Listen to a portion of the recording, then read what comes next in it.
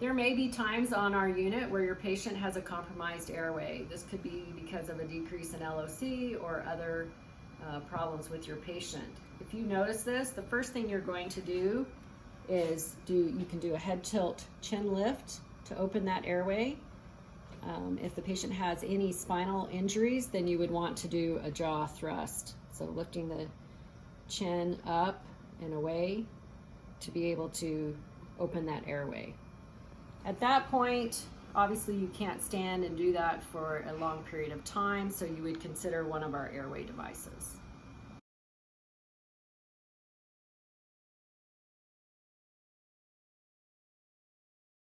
We keep on the unit a few different ones. This is a nasal pharyngeal airway, and nasal, right, meaning nair. You would want to lubricate this up. It can actually be done on a patient that has a compromised airway that is not unconscious, because it will not cause them to gag. It would be lubricated and placed down one nair. Unfortunately, my mannequin's nairs are too small, so I cannot show you at this time, but you would just place it down their nair and use that as a way to maintain their airway. The other two I have here today are actually in our room carts that are now outside of our room right now because of COVID. This yellow one is a size 4, and it is the smaller of the two. And then the red one is a size 5. So the way that you can tell if you have the right size is to come from the corner of the mouth down to the angle of the mandible or the earlobe of the ear. So on this side of the patient, it actually looks just slightly longer than it should be. Let's try this one. That looks like a little bit better fit. So with these, you need to make sure that your patient is unconscious. It will cause them to gag if you try to put it in on a conscious patient, which then could cause them to vomit, and then you will have additional airway issues. So in order to place one of these, it's actually backwards from what you would think. You're going to use this part to hold down the tongue as you go in, and then once you're inside the mouth, you're going to make a turn at 180 degrees and push this all the way down in. Fortunately, my mannequin will not allow me to do that. Once it's inside, this flat piece right here should be against the side of their mouth. This then will allow you to pass a suction tube down the middle and be able to suction any secretions, and then you can put whatever oxygen device over it because it is holding the tongue back away from the airway.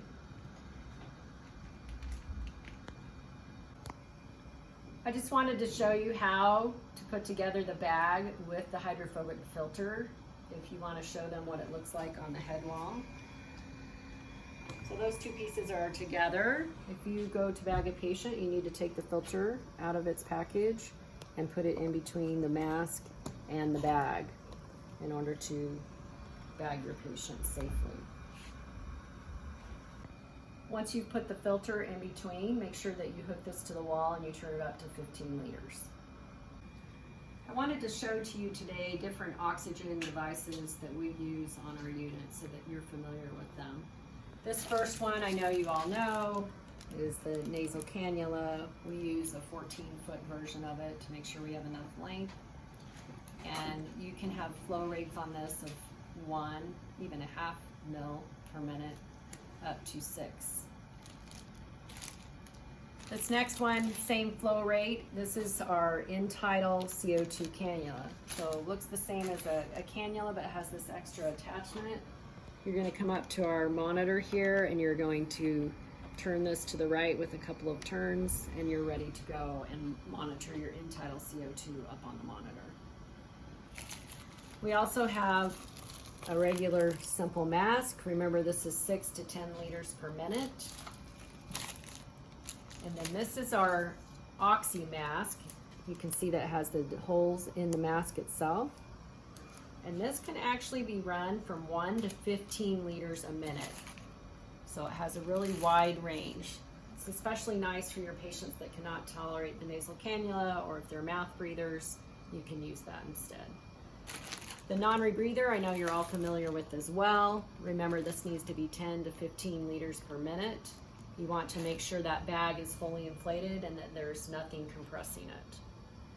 And then our oxymizer is also known as the mustache cannula. This can have flows up to 15 liters per minute. So this is our high flow nasal cannula, and it attaches here to this machine. It is humidified because of the flow rates. This can be up to 60 liters per minute. And then you can dial in whatever percent of O2 that you would like with it. Respiratory generally takes care of this for us, but I just wanted you to see it and know what it was if you have it on your patient. I know you've all seen BiPAP. Just a few reminders. Remember, if you're taking the mask off, you should use the clips on the side of it. If you do have a leak around the seal on your patient, you can use the adjustable Velcro straps to tighten in the particular places that need to be tightened in order to ensure a better seal. And then I just wanted to show you a couple of things on the BiPAP itself. Important for you to know where the standby button is. So if you are going to be taking it off your patient and putting them on a cannula or some other source of oxygen, just go ahead and push the standby button. It's important to put your BiPAP into standby mode because then you can quickly reapply it if your patient needs it. So standby, we talked about pushing this button. Once it needs to be restarted, you just put it back on the patient's face and it should restart without you pushing anything. It just senses the patient breathing into it. However, if it does not do that, you can do restart here at the top. One other thing that I wanted to show you on here is how to increase your FiO2 if you need to. So right now we're at 40%. I'm going to touch that and just increase this all the way to 100%